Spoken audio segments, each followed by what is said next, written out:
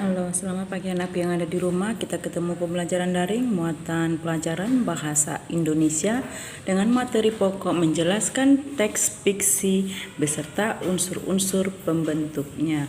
Kita sudah pernah belajar mengenai teks non fiksi, sekarang kita teks fiksi, ya.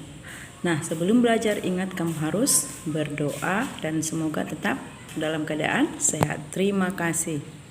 Daerah tempat tinggalku, subtema 1 lingkungan tempat tinggalku. Ini Bu Pena 4D, ya. Muatan pelajaran bahasa Indonesia. Menjelaskan teks fiksi beserta unsur-unsur pembentuknya. Setiap daerah di Indonesia memiliki cerita rakyat yang menjadi ciri khas daerahnya. Cerita rakyat termasuk salah satu jenis teks fiksi.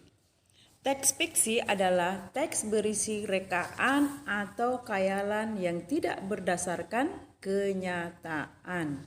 Ya, cerita khayalan atau rekaan yang tidak berdasarkan dengan kenyataan, tidak benar-benar terjadi, itu adalah teks fiksi. Berikut adalah unsur-unsur dari teks fiksi, yaitu 1. Tema.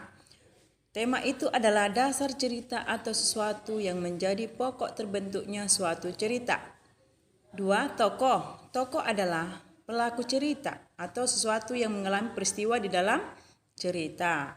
Yang ketiga adalah alur. Alur adalah rangkaian peristiwa atau kejadian yang terdapat dalam suatu cerita, ya. Yang terdapat dalam suatu cerita itu adalah alur, jalannya cerita atau rangkaian peristiwa. Kemudian yang berikutnya adalah latar. Latar adalah keterangan yang menjelaskan keadaan dalam satu cerita. Latar itu terbagi atas 3. Ada latar tempat, latar waktu, dan latar suasana.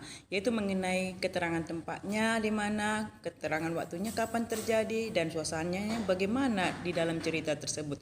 Yang kelima, amanat, pesan yang terkandung dalam sebuah cerita. Dan berikutnya kemarin kita karakter atau sifat dan watak pelaku. Jadi ada 6 unsur-unsur cerita, baik